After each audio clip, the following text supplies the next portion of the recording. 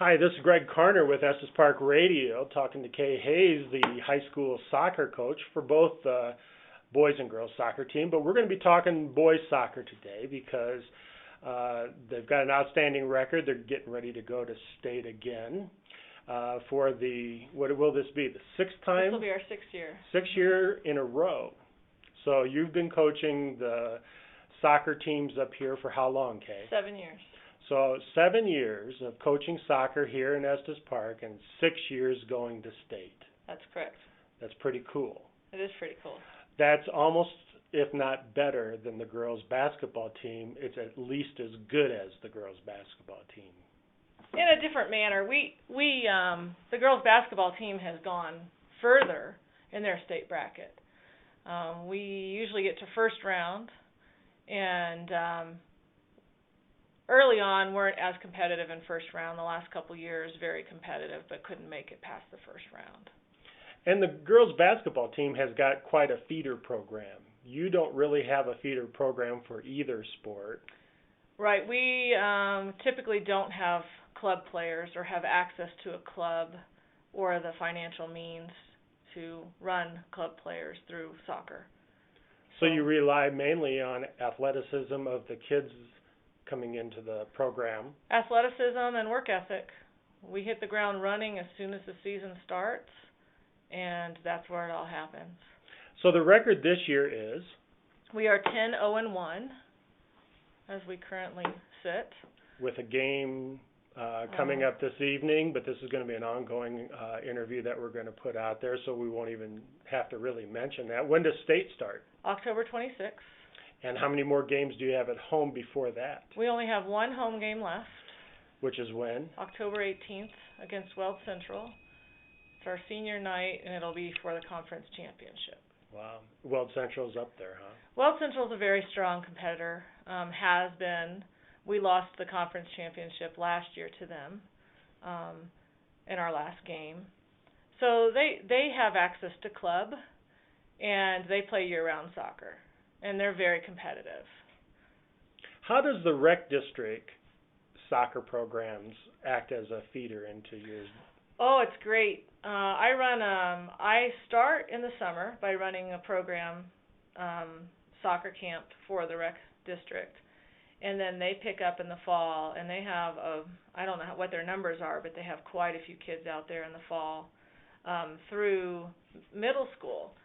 Now, the glorious thing for me is since we've developed a middle school program, I'm getting kids into my high school program that are coming with some skill and some knowledge of how the game operates. How many kids do you have out on the team this year? I'm sitting at 32. And does that equate into both varsity, JV, and maybe a C team? I don't run a C team ever, varsity and JV. Mm-hmm. And who are your other coaches? Annette Marshall coaches with me for the boys' season, and Jessie Cush coaches with me for the girls' season. So you only have two coaches that coach with you, or you and one other coach, for each season. Correct. Huh.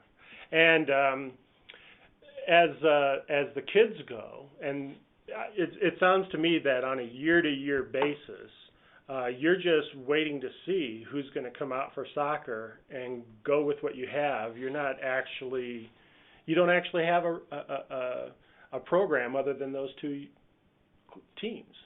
No, I don't. And it's interesting. I get what I get. I don't recruit, and I hope that people want to come into my program and work hard and be successful, and that's what I hope for. If they don't come out one year and the next year they want to come back, we welcome them with open arms, but they know what they have to do to earn their way back onto a starting position.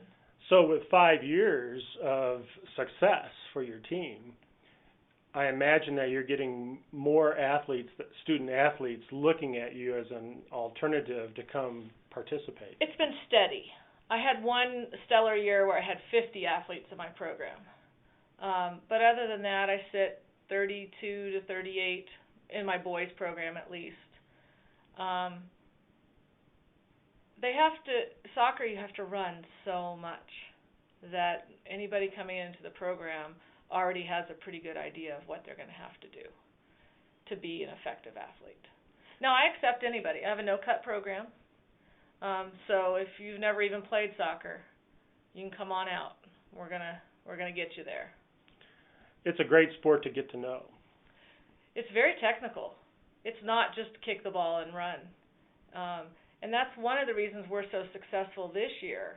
I graduated 13 seniors last year, and I was a little worried about coming into this season trying to replace 4 starters on the field and getting some backup development. And this year's team understands the game and fully understands how it takes every single person on the field to be successful, not just the scorers. I've got athletes that are playing defensive positions that would gladly play in an offensive position, but they understand what commitment is, and they're willing to do that for the success of the team. Let's talk a little bit about you. You're a family lady and have to balance that kind of thing. But what my question is what's your background in soccer? I grew up in Texas playing club ball. Played for the Olympic development team all through high school and into college. I played for Texas A&M University for 3 years. Broke my back in my second year in playing. Played a third year, and then the pain was just too much, so I gave it up at that point. I don't necessarily know if my playing experience makes me an effective coach. I think all my experiences with all the different levels of coaches that I had and who motivated me and who didn't, I think is who made me the coach that I am today. Kids on your team, how many seniors do you have? I have 5 seniors. October 18th is your last home soccer game, senior night. Do you want to talk a little bit about those 5 seniors? Well, they're pretty special to me. 4 of the 5 have been with me all 4 years, and that's kind of where I am in my program. Most of my players are starting as freshmen, and by the time they get to seniors, they understand. They get the whole picture. They're dedicated. They're committed. We become a family. That's kind of been our motto over the last couple of years is, being a family unit, we're so very effective. And it's we do a lot of team building. We, talk about homework. We can do homework sessions together. We tutor each other. We make it the full shebang. I always joke that, I have 30 extra children in my life. Right. Well, but let's talk about the kids. Tell me about your seniors. Who are they, and what would you and something that you want to say about each one of them? Kane Bratrude has been with me all 4 years. He's extremely fast on the field. Position? He plays forward, either side. He actually is willing to play any position on the field, and I've been known to pull him into the back. He's a motivational person on our team, very energetic, and he pushes people to be their best. Forrest Schaefer,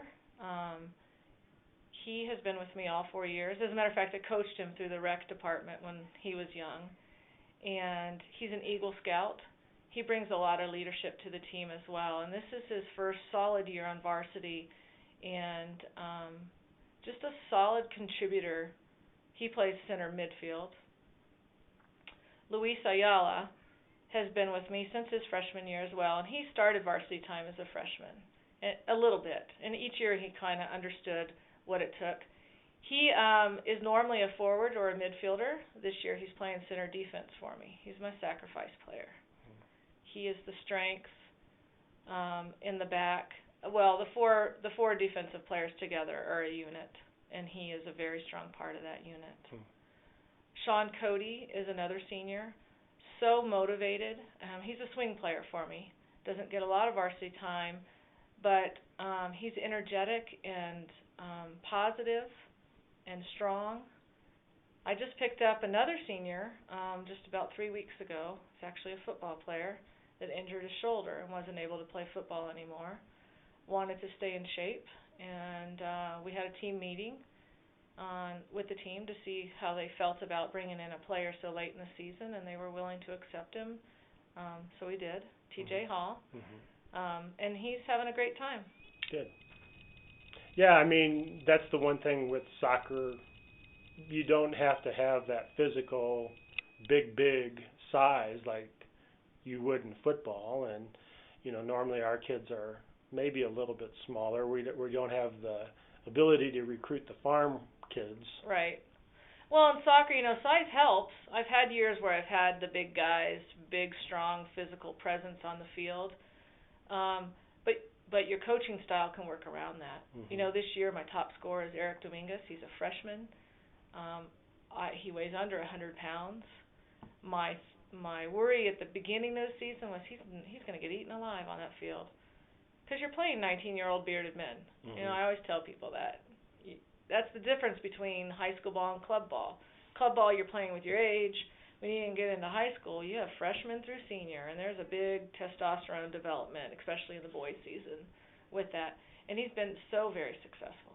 He's quick, he's agile, he knows the game, he's confident, and he's calm.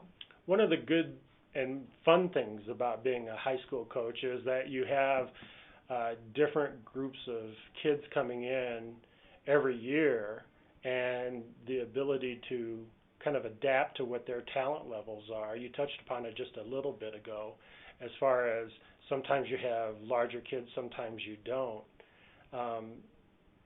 That's pretty fun, isn't it? Trying to develop a team strategy, if nothing else, based on the talent that you have. It's the part of the game I love. It's not just teaching skill. It's completely looking at coercion on the field.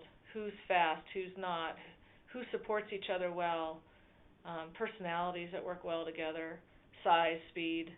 Yeah. And we developed pretty strongly through the season. I think one of our strengths this year is our conditioning. In the 80th minute of a game, we're going to continue to run somebody down. And I think altitude helps with that. But we run a lot. And the average soccer player runs 2 to 4 miles in a game if they're playing effectively. And so we build on that. We work on that. If we lose a game because we're not in shape, that's a coaching error.